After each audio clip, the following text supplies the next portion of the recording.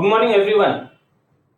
Today we are going to study a new topic of this chapter matrices, which is system of homogeneous and non-homogeneous equations. Already आपने ये जो topic है ये 12th class में पढ़ा हुआ है. कुछ बेसिक कंसेप्ट्स उसके रिकॉल करते हैं और फिर इस क्लास के कंटेंट से कंटिन्यू करेंगे.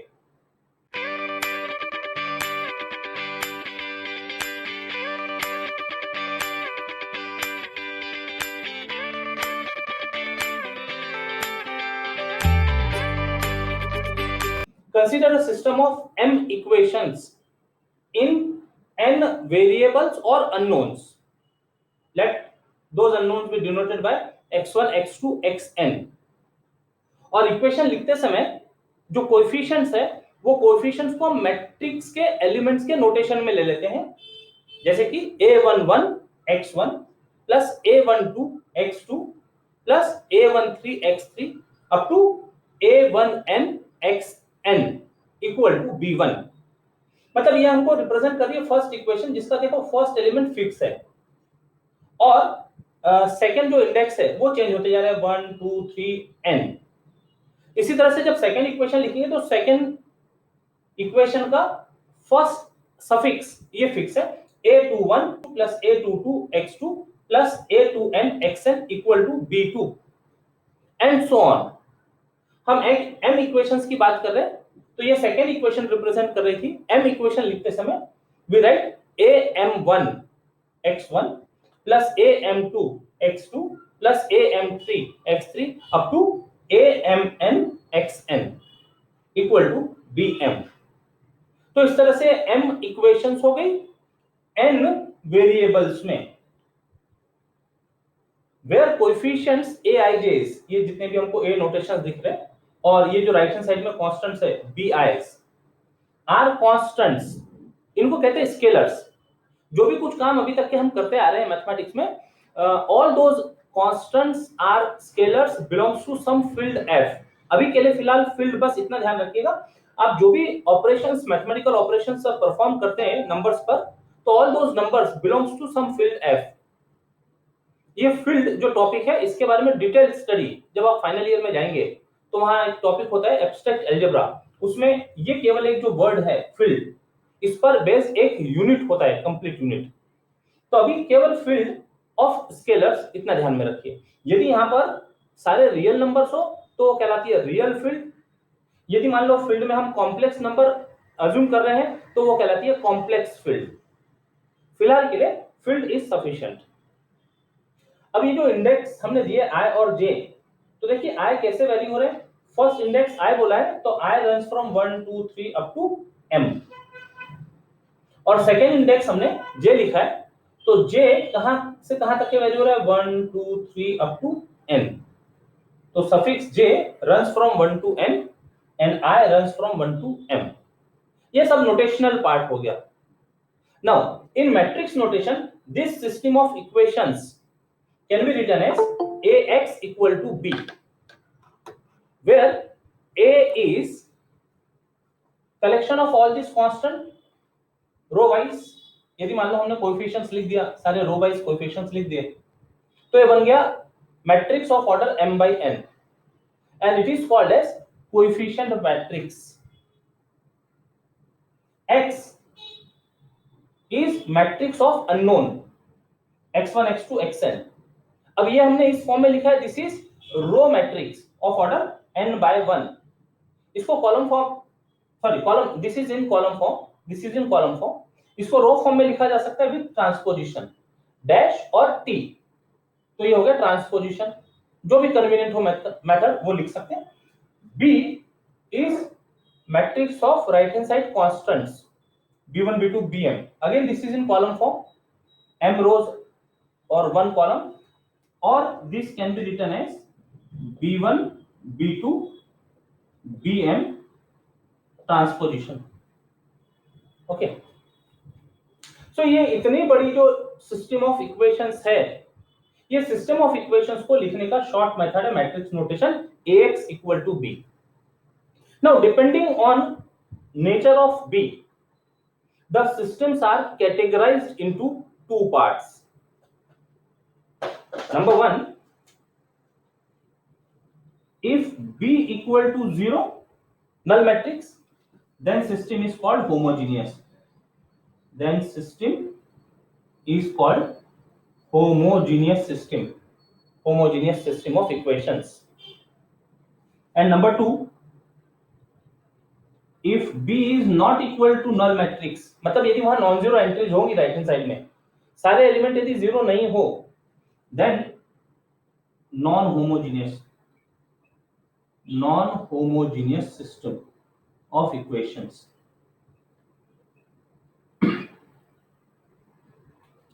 This is called non-homogeneous system of equations. अब ये दोनों को हमको सॉल्व करना सीखना है. स्कूलिंग से हमने सिंगल इक्वेशन सिंगल वेरिएबल में सॉल्व किए हैं, single equation in single variable. उसके बाद में साइमल्टेनियस इक्वेशंस बोलकर टू इक्वेशंस इन टू वेरिएबल्स सॉल्व किए हैं. फिर जूनियर कॉलेज में आने के बाद में वहां पर आपने three equations in three variables ये भी सॉल्व किए हैं. Cramer's rule, use of determinants, ये आर्टिकल के अंडर. अब यहां नंबर ऑफ इक्वेशंस कम हो और नंबर ऑफ वेरिएबल्स ज्यादा हो, इनको भी हमें डिस्कस करना होगा. नंबर ऑफ इक्वेशन और नंबर ऑफ वेरिएबल जब समान हो तब तो वो आपने सीखा हुआ है. एलिमिनेशन मेथड से आप इक्वेशन सॉल्व कर सकते हैं, क्रैमर्स रूल से आप इक्वेशन सॉल्व कर सकते हैं, और even inverse of a matrix की हेल्प से भी आप इक्वेशन सॉल्व कर पाते हैं if determinant of A is not equal to 0. Coefficient matrix यदि नॉन सिंगुलर हो तो आप यहां से इनवर्स मेथड से इक्वेशन सॉल्व कर पाते हो. और एक और मेथड, ट्रायंगुलर फॉर्म में कन्वर्ट करके, ए को ट्रायंगुलर फॉर्म में कन्वर्ट करके भी आप इक्वेशन सॉल्व कर पाते हो. इतनी मेथड ऑलरेडी हमें पता है. अब कुछ और नया जो बीएससी पार्ट 1 के सिलेबस से रिलेटेड हो. तो बीएससी पार्ट 1 में हमने रैंक ऑफ अ मैट्रिक्स ये डिस्कस किया था. इसके पहले कैनोनिकल फॉर्म पढ़ा हमने, नॉर्मल फॉर्म पढ़ा, और वो फॉर्म से हमने रैंक ऑफ मैट्रिक्स ये डिटरमाइन किया. तो अब आगे की जो बातें हैं वो हम रैंक ऑफ मैट्रिक्स की हेल्प से कैसे इक्वेशंस के सॉल्यूशन फाइंड करें ये डिस्कस करेंगे. Now we consider a new matrix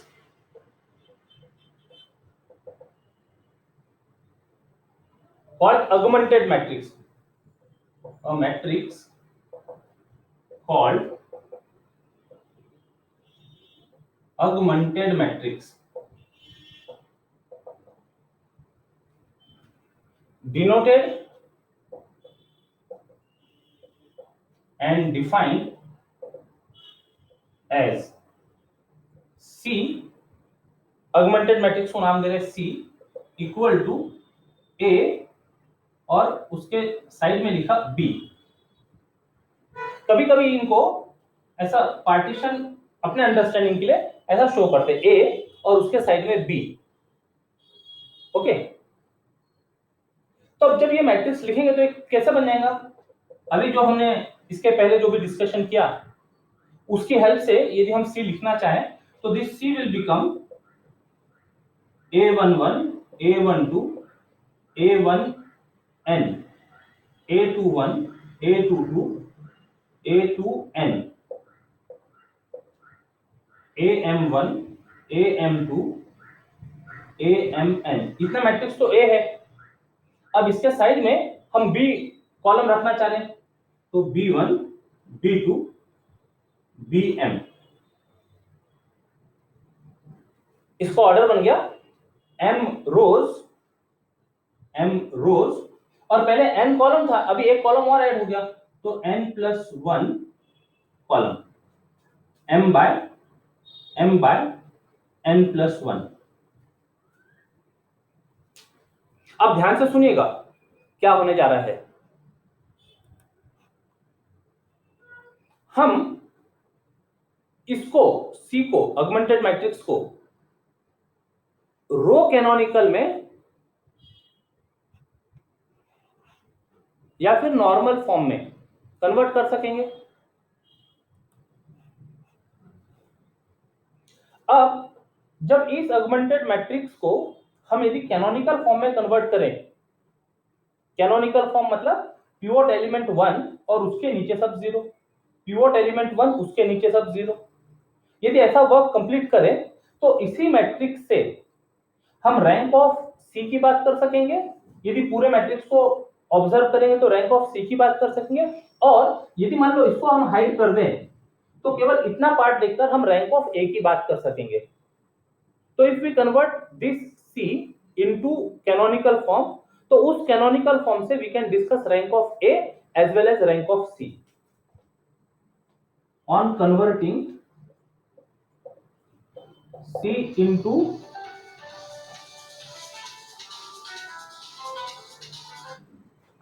canonical form, we can find rank of C and rank of A as well. अब इनका रोल क्या है, रैंक ऑफ सी और रैंक ऑफ ए का रोल क्या है, ये हम समझते हैं। System of equations. अब या तो इनको सॉल्यूशन हो सकता है या सॉल्यूशन नहीं हो सकता है, तो दो पार्ट हो गए, सॉल्यूशन एग्जिस्ट और no solution. No solution, solution does not exist. यदि किसी सिस्टम को सॉल्यूशन डज नॉट एग्जिस्ट है तो उसके लिए जो कंडीशन होगी वो कंडीशन होगी rank of C is not equal to rank of A. तो ये ऑगमेंटेड मैट्रिक्स हमारा सारा काम करेगा अभी आगे का। यदि दोनों के रैंक डिफरेंट है तो we conclude that system has no solution, और सॉल्यूशन एग्जिस्ट यदि हो रहा हो तो rank of C equal to rank of A. यदि दोनों के रैंक ए और सी के रैंक इक्वल हो गए तो we say that solution exist. अब फिर यहां दो सिचुएशन हो सकती है, एक्सक्यूज मी, यहां दो सिचुएशन हो सकती है। ये दोनों का जो रैंक है, rank of C equal to rank of A equal to number of unknown, जितने वेरिएबल यदि उसके बराबर यदि इनका रैंक हो तो in this case unique solution is there, unique solution exist. और दूसरी situation rank of C equal to rank of A is less than number of unknowns, number of unknowns. तो infinitely many solution exist, infinitely many solution exist। तो ये table हमको equation solve करने के लिए help करेगा, राइट। एक बार फिर से देख लेते हैं। इसके पहले ऑगमेंटेड मैट्रिक्स का जो कॉम्बिनेशन है वो ए कोएफिशिएंट मैट्रिक्स और राइट हैंड साइड वाला जो कॉलम था उसकी हेल्प से बना दिया। कैनोनिकल फॉर्म में इसको कन्वर्ट करेंगे, वहां से हम रैंक ऑफ सी और रैंक ऑफ ए डिटरमाइन कर सकते हैं। अब वो रैंक ऑफ ए और रैंक ऑफ सी की कंडीशंस के accordingly we interpret our results regarding given equations. यदि दोनों इक्वल नहीं है सिस्टम हैज नो सॉल्यूशन, दोनों इक्वल है सिस्टम हैज सॉल्यूशन। दोनों इक्वल है और इक्वल होने के साथ साथ में नंबर ऑफ अननोन के बराबर उनकी रैंक हो तो सिस्टम हैज यूनिक सॉल्यूशन। और दोनों इक्वल है लेकिन rank less than number of unknown है तो system has infinitely many solution. These are the conditions for solution part of given system of equations. अब एक्चुअल प्रॉब्लम सॉल्व करते हुए ये सारी बातें हम वहां प्रैक्टिकली सीखेंगे, ओके।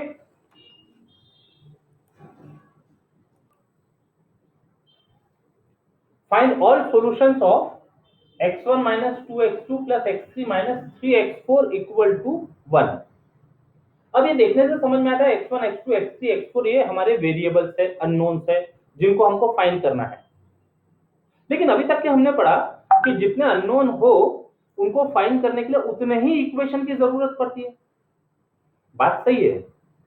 लेकिन कब, जब हमको उनका यूनिक वैल्यू फाइंड करना हो तब, यानी यूनिक सॉल्यूशन यदि फाइंड करना हो तो जितने अननोन है उतने अननोन में उतने नंबर के ही इक्वेशंस लगेंगे। जैसे अब यहाँ 4 अननोन दिख रहे हैं, तो 4 अननोन को फाइंड करने के लिए हमारे पास 4 equations x1 x2 x3 x4 में होनी चाहिए थी, लेकिन दी नहीं हुई है। यहाँ पर सिंगल इक्वेशन है और 4 अननोन है। न्यू बातें हो रही है, फर्स्ट ईयर की क्लास है और कुछ नई बातें हो रही है, ध्यान से सुनिएगा। जब कभी ऐसी सिचुएशन हो तो दोनों को कंपेयर कीजिए, नंबर ऑफ इक्वेशंस कितने हैं और नंबर ऑफ अननोन कितने हैं। तो नंबर ऑफ इक्वेशंस 1 है, here number of equation is 1 and number of unknowns 4। तो ये दोनों का जो डिफरेंस होगा, वो डिफरेंस वाले जितने अननोन होंगे, मतलब डिफरेंस कितना हुआ 4 - 1 3 अननोन्स को हम अपने तरफ से आर्बिट्ररीली सिलेक्ट करेंगे। अभी जो बोल रहे हैं इसका मतलब क्या है, ये दोनों का जो डिफरेंस होगा, मतलब 3 अननोन हम अपनी तरफ से कोई भी वैल्यू ले सकते हैं, उसको कहते हैं आर्बिट्ररीली सिलेक्ट करना। आर्बिट्ररीली सिलेक्ट करना। तो we take, therefore we take 4 - 1 that is equal to 3 unknown as arbitrarily selected। से अब वो तीन कोई भी हो सकते हैं, चलो अभी x1 का कोएफिशिएंट 1 है, इसको छोड़ देते, बाकी के हम सिलेक्ट कर लेते। x2 is equal to k1, x3 is equal to k2 और x4 is equal to k3। ऐसा नोटेशन ले ले या एबीसी नोटेशन ले ले, जो कन्वीनियंट लगते हैं। Where k1 k2 k3 belongs to field f। अब ये फील्ड कहां से, वो जो स्टार्टिंग में वर्ड पढ़ा था, मतलब दे आर कांस्टेंट, और जब तक ये कुछ बोला नहीं गया हो तो ये जनरली हम रियल फील्ड ले लेते हैं, रियल फील्ड। ठीक है, क्योंकि यहां पर जो एंट्रीज है ये रियल नंबर से रिलेटेड दिख रही है, तो ये मानकर कि हमारी जो फील्ड है वो field set of real numbers है, तो they are constant, any real constant. मतलब केवल कोई भी रियल वैल्यू सपोज कर सकता है, K2 कोई भी रियल वैल्यू सपोज कर सकता है, यहाँ पर K3 के लिए भी कोई भी वैल्यू हो सकती है। ये नोटेशन ले या फिर यहाँ पर स्मॉल a b c ये नोटेशन ले ले। ठीक है, अब ये तो हमने आर्बिट्ररीली सपोज कर लिया। अब इनके टर्म में हम x1 फाइंड कर सकते हैं। Now x1 is equal to, shift कर दो बाकी सबको उधर, तो 1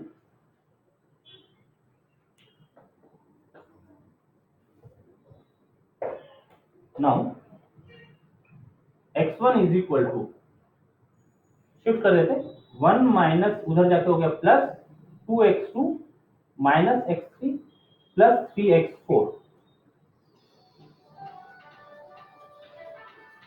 अब यहां पर इनकी वैल्यू रख देते, तो that is x1 is equal to 1 plus 2k1, x1 की वैल्यू रखे, ये x2 की वैल्यू रखिए, माइनस x3 की value k2 plus 3k3, where k1 k2 k3 belongs to R। तो आंसर लिखते समय therefore the solution of given equation is क्या, x1 की वैल्यू तो ये है 1 plus 2k1 minus k2 plus 3k3, x2 की वैल्यू k1, x3 की वैल्यू k2, x4 की value k3, where k1 k2 k3 belongs to R। ये हो गया आंसर। कितने सॉल्यूशंस है, ये इक्वेशन को कितने सॉल्यूशंस दिख रहे हैं, यदि इसको आप ऑब्जर्व करें तो कितने सॉल्यूशन है ये,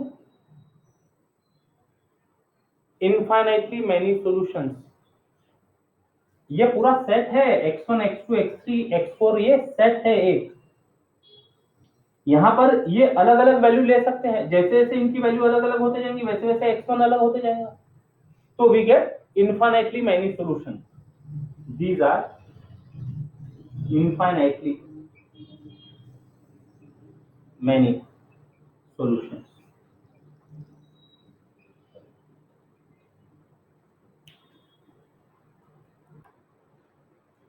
सेकेंड क्वेश्चन, अब हमें दिख रहा है 2 इक्वेशंस है और 3 अननोन्स है। शुरू करते हैं इसको।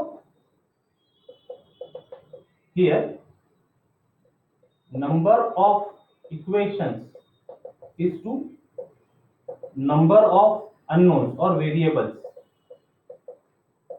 is, sorry, number of equations to number of variables 3, x1 x2 x3. Therefore we take 3 minus 2, that is 1 variable as arbitrary, मतलब एनी वैल्यू। अब एक एक आर्बिट्ररी लेना है तो किसी को भी आर्बिट्ररी ले सकते हैं, यहां से कोई भी वैल्यू आर्बिट्ररी ले सकते हैं। किसको आर्बिट्ररी ले, चलिए आप बता दीजिए। कोई एक वेरिएबल x1 x2 x3 में से कोई एक वेरिएबल को आर्बिट्ररी लेना है, किसको ले ले? x2 okay. टेक x2 और से x2 is equal to k as arbitrary, that is x2 is equal to k हम सेट ऑफ रियल नंबर में सपोज कर रहे हैं, कोई भी रियल नंबर हो सकता है ये। तो अब जैसे ये x2 को हमने k कहा, मतलब अब ये तो वैल्यू हमने दे दी अपने तरफ से इसको। अब ये x2 की वैल्यू यहां यूज करके सिस्टम को रीराइट कर लेते हैं। देन सिस्टम बिकम्स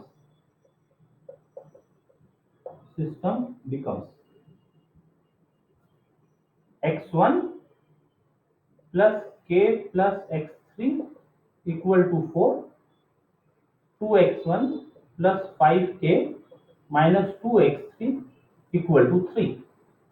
अब ये k तो कांस्टेंट बन गया, अब ये वेरिएबल नहीं रहा, कांस्टेंट बन गया, इसको उधर शिफ्ट कर दो। That is x1 plus x3 is equal to 4 minus k and 2x1 minus 2x1 minus 2x3 is equal to 3 minus 5k, उधर शिफ्ट कर दिया। अब ये दो इक्वेशन दो वेरिएबल में दिख रही है, 2 इक्वेशंस इन 2 वेरिएबल। इसको सॉल्व कर सकते हैं, क्रैमर रूल है अपने पास। these are 2 equations in 2 variables which can be solved easily by Cramer's rule। ये सॉल्व कर सकते हैं।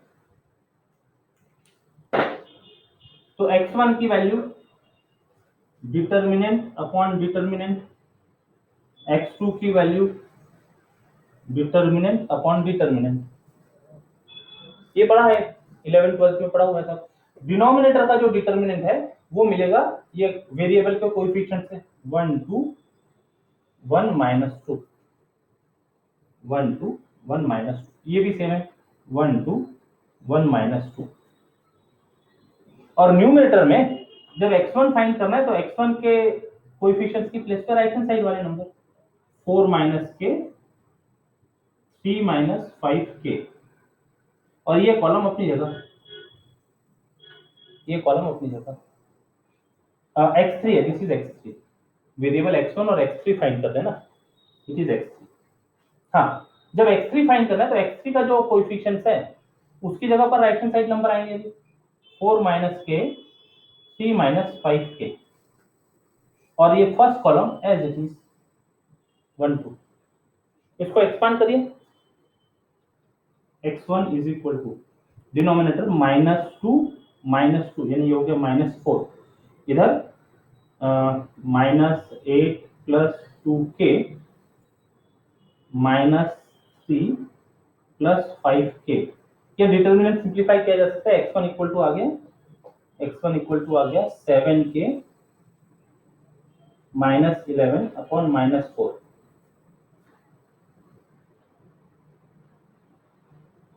इधर this is equal to, denominator तो सेम है, -2 -4, ऊपर आया 3 minus 5k minus times product, तो -4 to the 8 minus of minus plus 2k, तो x3 बन गया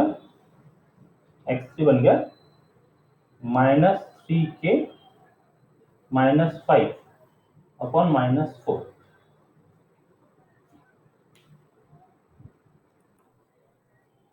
So therefore, the solution of given equation, given system is x1 is, ठीक करके लिख लो, माइनस को एडजस्ट कर दो, तो उसको लिख सकते हैं 11 माइनस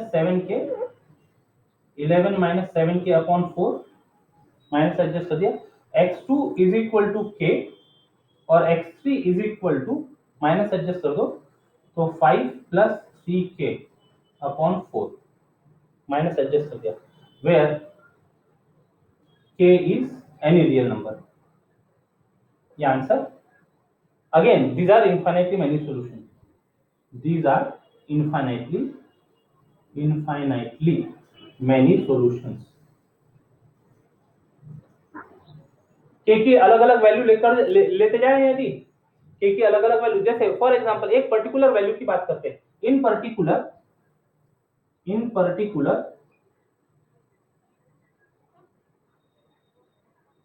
k की वैल्यू यदि 0 सपोज कर लें, तो क्या होता है, जैसे k की वैल्यू 0 सपोज किया, तो x1 is equal to 11/4, x2 is equal to 0 और x3 इज इक्वल टू 5/4। ये एक वैल्यू हो गई है। k की वैल्यू 0 सपोज किया, तो ये 11/4 रह गया, ये 5/4 रह गया, तो ये एक वैल्यू हुई इस इक्वेशन के लिए, एक सॉल्यूशन हुआ। अब यदि k की वैल्यू 1 लेते हैं तो अलग मिल जाएगा, k की वैल्यू -1 लेते हैं तो अलग मिल जाएगा, और इस तरह से इनफाइनाइटली मैनी सॉल्यूशंस मिलते चले जाएंगे। ठीक है।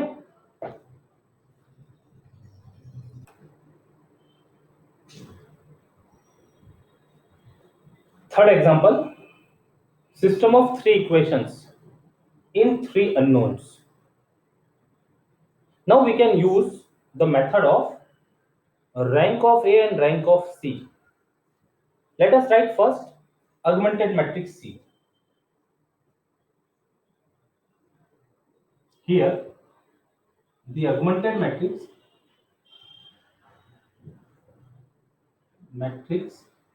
is C equal to, coefficient matrix लिखते पहले 1 1 1, 2 5 -2, 1 7 -7, 1 7 -7, ये तो हो गया A, और ये B कॉलम 4 3 5, ऑर्डर इज 3/4। ये पार्टीशन शो कर रहा है कि this is A, this is B, augmented matrix. अब इसको कैनोनिकल फॉर्म में रिड्यूस करके रैंक फाइंड करेंगे।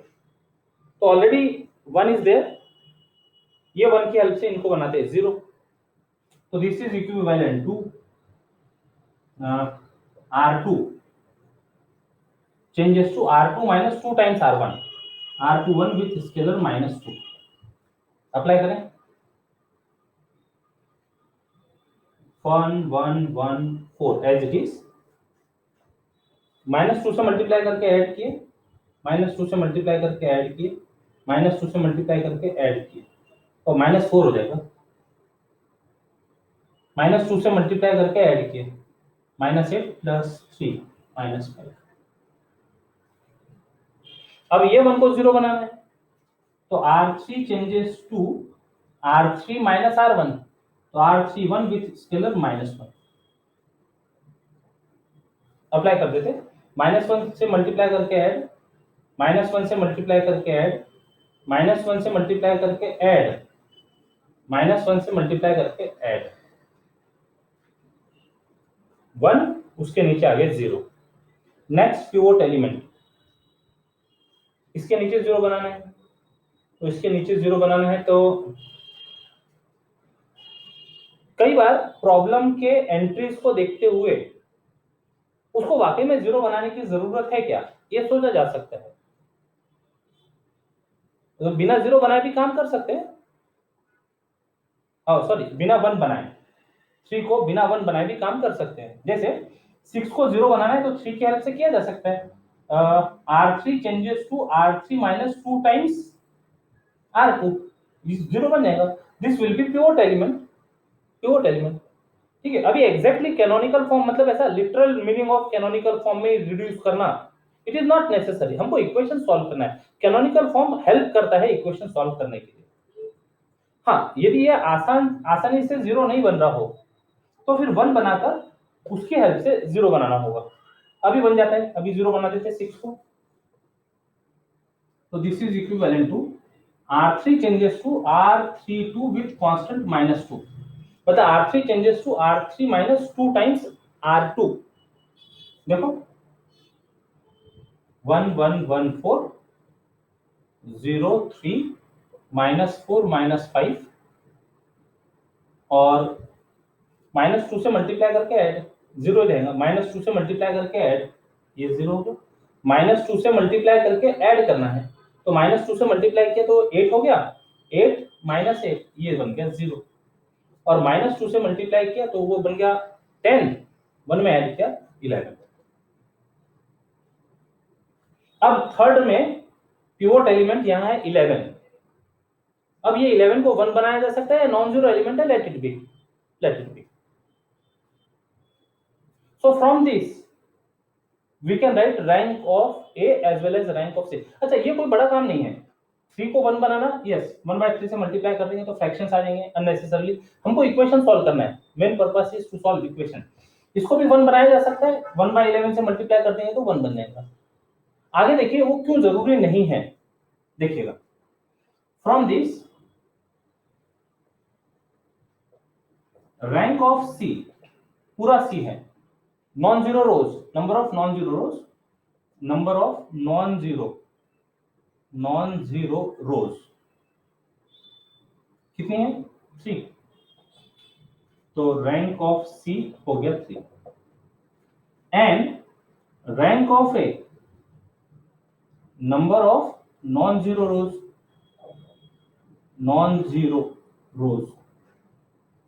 in reduced form of A, reduced form of A, so which is 2। ये इतना पार्ट देखेंगे बस, तो which is number of non zero rows is 2। तो दोनों इक्वल नहीं है, thus rank of C is not equal to rank of A। जब दोनों इक्वल नहीं है तो therefore given system has no solutions, no solution। Answer, this is the answer।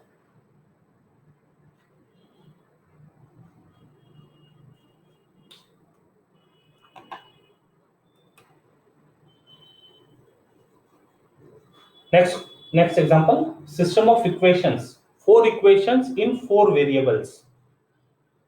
So we use augmented matrix method here। The augmented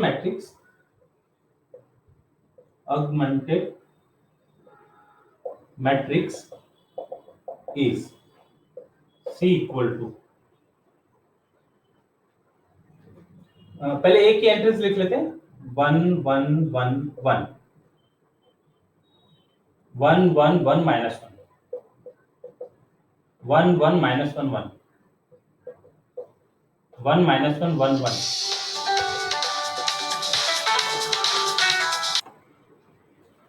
and B column is 0 4 minus 4 2।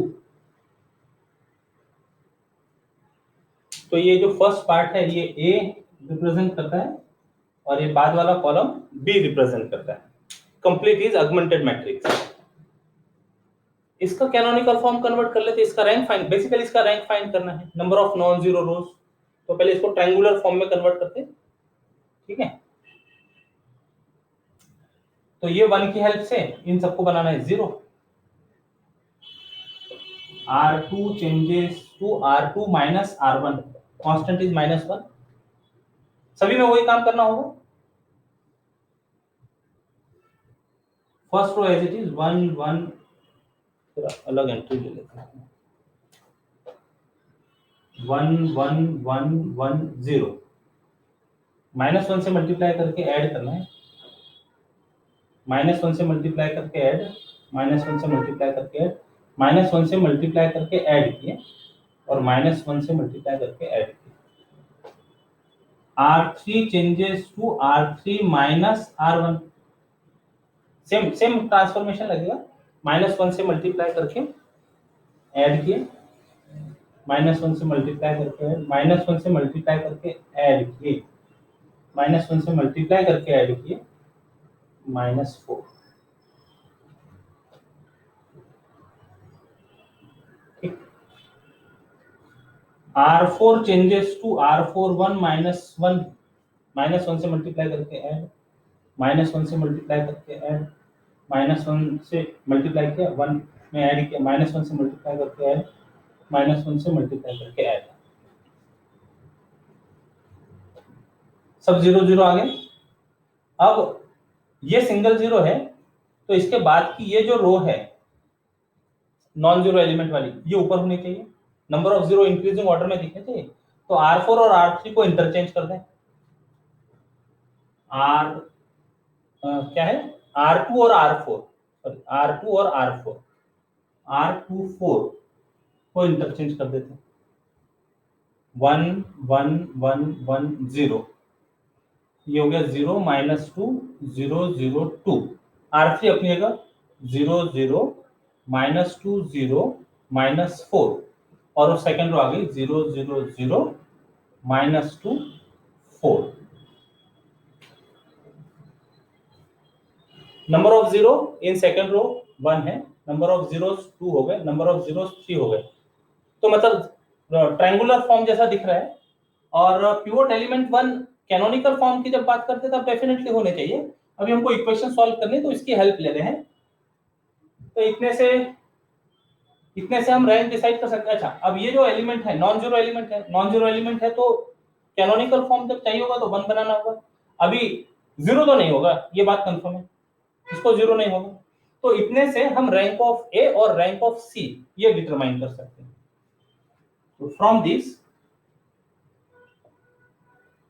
We find that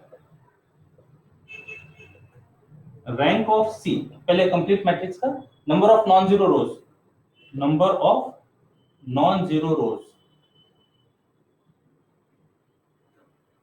that is rank of C equal to 4।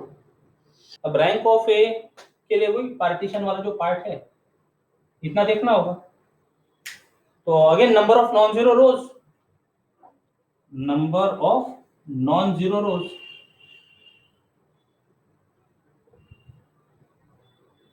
तो therefore rank of A is equal to again number of non zero rows 4 है। तो thus rank of C equal to rank of A, दोनों equal आ गए। तो ये तो confirm हो गया कि system has solution, implies given system has solution. अब ये दोनों equal to 4 which is number of variable है, तो यूनिक सॉल्यूशन की बात होगी। Also rank of C equal to rank of A is equal to 4 which is number of unknowns, unknowns, therefore system has unique solution, system has unique solution। बिल्कुल grading wise एक एक के question हमको आगे आगे की चीजें बताते जा रहा है। अब ये यूनिक सॉल्यूशन फाइंड करना है, देखते हैं क्या कर सकते हैं, पहले समझ लेते हैं। ये सिस्टम ऑफ इक्वेशंस थी, ये सिस्टम ऑफ इक्वेशंस को हमने ऑगमेंटेड मैट्रिक्स में कन्वर्ट किया। जब इक्वेशन को ऑगमेंटेड मैट्रिक्स में कन्वर्ट कर सकते हैं तो इसके जो इक्विवेलेंट फॉर्म है, जो रिड्यूस्ड फॉर्म बोलकर आया है, ये रिड्यूस्ड फॉर्म को फिर से हम इक्वेशन में कन्वर्ट कर देते हैं। तो यहां से इक्वेशंस कैसे बनेंगी, पहले ओरली बात करते हैं। x1 plus x2 plus x3 plus x4 equal to 0। अब ये रहा 0, छोड़ दो, x1 की टर्म वैनिश हो गई, x2 का कोएफिशिएंट है ये, तो -2x2, बाकी के 0 है, इक्वल टू 2। x1 का कोएफिशिएंट 0, x2 का कोएफिशिएंट 0, x3 का कोएफिशिएंट है, तो -2x3 इक्वल टू -4, x4 का कोएफिशिएंट 0 है। यहां पर x1 x2 x3 के कोएफिशिएंट 0 है, छोड़ दो, -2 टाइम्स x4 इक्वल टू 4। अब ये जो इक्वेशंस बनी, इनको सॉल्व करने से हमको x1 x2 x3 x4 की वैल्यूज मिल जाएंगी।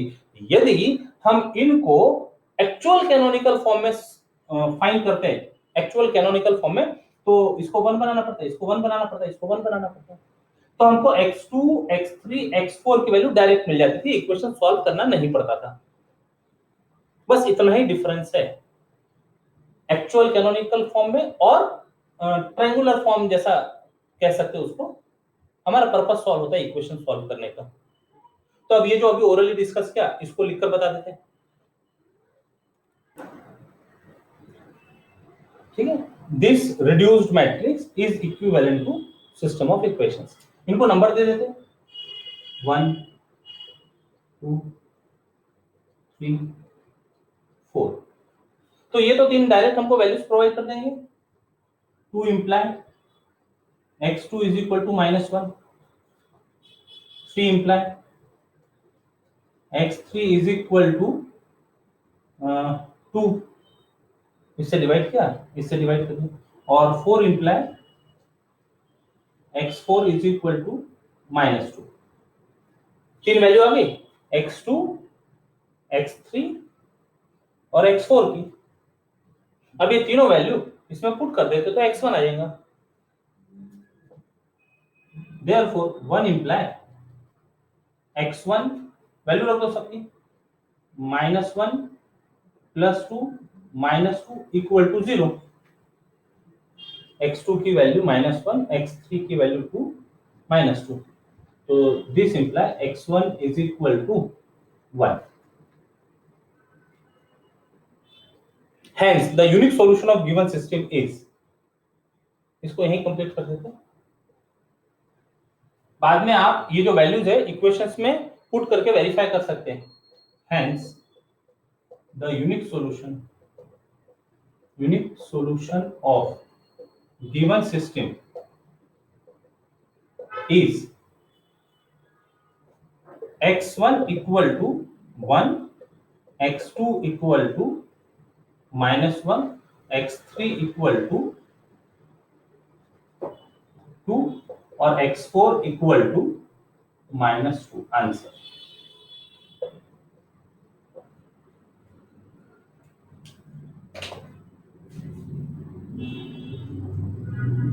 आज के लिए इतने एग्जांपल्स काफी है, रुकते हैं यहां पर। टेक केयर, बाय बाय, जय गणित।